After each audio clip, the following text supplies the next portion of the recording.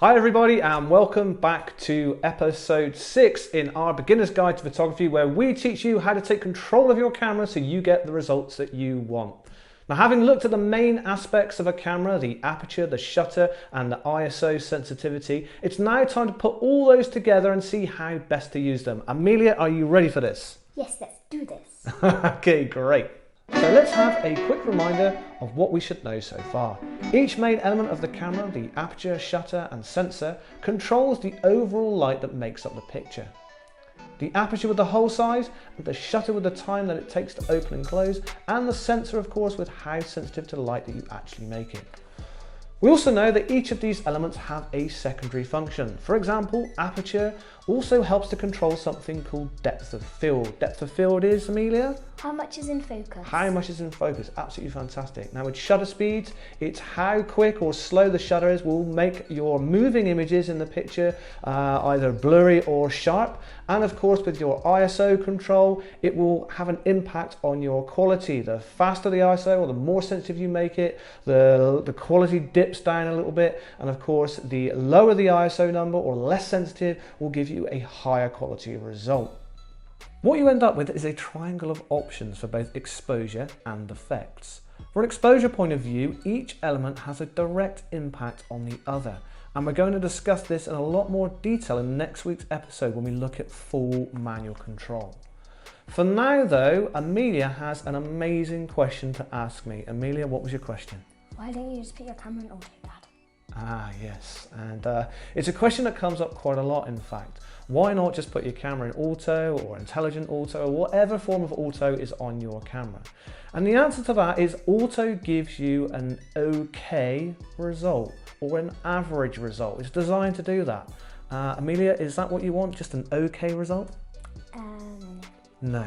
Would you prefer a result that's a lot better? Yes. Okay, how about an epic result? That sounds good. That sounds good, okay, great. Now to get that epic result, you need to take control of your camera and tell it what you need it to prioritize, what you need to focus on. Auto is the mode, of course, that pops your flash up when you don't want it to and gives you very little control over other features that we've not even looked into as yet. Okay, so let's get into this. This is a really easy way of gradually moving away from auto, taking some control of your camera and prioritizing the result that you want. Firstly, consider your ISO, which remember may be set in auto. If you have lots of light, then set a slower speed in the region of 100 to 400 ISO. If you're shooting in lower light, make your sensor more sensitive to light, between 800 and 3200 ISO. Remember though, before pushing it too high, to ensure you check to see what your camera performs like at this particular ISO. Once you've got your ISO set, you should next decide what mode you're going to shoot in. So consider your subject. If it's going to be moving, then set shutter priority mode. The shutter will of course have the most impact in anything that's moving in your image, so of course makes sense. If your subject is not moving, then set aperture mode. Of course, if your subject is not moving, it's likely to be a landscape or a portrait. And of course, aperture is therefore more important because of the depth of field. It's almost like these modes were designed to help the photographer, and of course they were, and have been around on cameras for a long time. Okay, so let's just summarize that. It's really only 3 steps. Step number 1 is to consider your ISO. And once you've selected your ISO, you move to step number 2, which is based on whether the subject is moving or not. If it is not moving, then of course you go to aperture mode, and if it is moving, you go to shutter mode. And once you've done that, you're only left with making one adjustment, which is step 3. If you are in aperture mode, then select how much depth of field you want. And this is really easy. A bigger number means a bigger depth of field. And if you are in shutter mode, or S, the faster the speed, or the bigger the number, the more action you will freeze. And if you slow it down, the more action you will blur. Of course, the more you ask yourself these questions when you're out shooting, the more you get used to things. If to begin with, the aperture and shutter seems too much, but you're still keen on adjusting some of the things on your camera, there is another mode.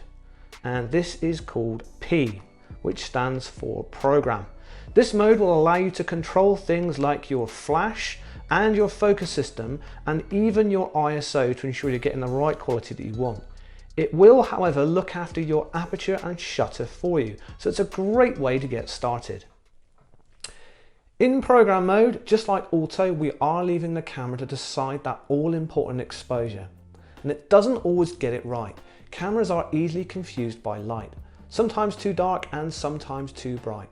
By moving away from auto and venturing to the likes of shutter, aperture, or even full program mode, we have a new option open up to you. It's called exposure compensation. This allows you to make your image brighter or darker as you see fit, without the complications of shutter, aperture, and ISO numbers. It's simply done in stops and third of stops. So let's take a closer look. All cameras will have a mode called exposure compensation, and it looks something like this. It's a little plus and minus symbol, and you'll find it usually around the top or the back of your camera. Once you find it, press it in and simply dial in a certain amount of exposure compensation. If you go into the minus, it makes things darker, and if you go into the plus, it makes things brighter. This is really easy for you to try at home. So grab your camera, put it into P mode, take a picture, and then try using your exposure compensation to make the next picture you take either brighter or darker. This exposure compensation mode is used by all different types of photographers, professionals and amateurs alike. It's the easiest and quickest way of adjusting your exposure without having to think about apertures, shutters and ISOs. And it works in program, it also works in shutter mode, it also works in aperture mode. If you're in aperture mode, of course, you would set the aperture you want based on the depth of field that you would require, and then make any exposure adjustments by using the exposure compensation. And of course, if you're in shutter mode, you do a very similar thing. Set the shutter speed up depending on the kind of action you're photographing, whether a high or a low speed, and then any adjustment you want to make on exposure is quickly done through exposure compensation by pressing my exposure compensation button just here, and then rolling either minus or plus depending on what I want to actually achieve. It really is that simple, and it's a very, very quick tool, which is why it's on every single camera. Give it a try and see how you get on. Okay, so we're outside now and ready for this week's challenge, and this week it's me that's going to challenge Amelia, and the challenge I've got for you, Amelia, is to take 3 pictures, one in aperture mode, one in shutter mode, and one in program mode using the exposure compensation that we were looking at. Okay, ready? Yeah. All right, let's go see what we can find. Okay, Dad, I'm going to put it into shutter mode. Right, 1, 2, 3, go.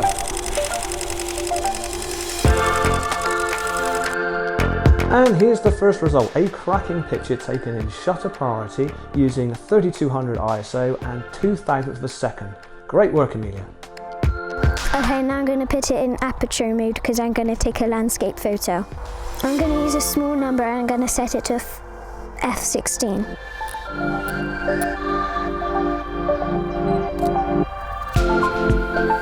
By using aperture priority, Amelia was able to increase her depth of field by setting it f16. For this shot, I'm going to use program. It's a bit dark, but I'm going to brighten it. And finally, Amelia put her camera into program mode, and using exposure compensation, Amelia was able to brighten up her second shot, this buttercup. Although there was a little help from me on the setup, all the composition and creativity came from Amelia. And once she got started, there was no stopping it. Well done, Amelia. So that's it, everybody, for this week. Thank you so much for joining us. We do hope you've enjoyed it and also found it useful. If you have liked the video, then please give us a like, and don't forget to subscribe to our channel and hit that bell icon so you never miss a video. We'll be back next week when we'll be discussing all things manual. That's right, fully manual, not semi-automatic, fully manual. Are you scared? A bit, yeah. Okay, thanks everybody. See you next week. Bye. Bye.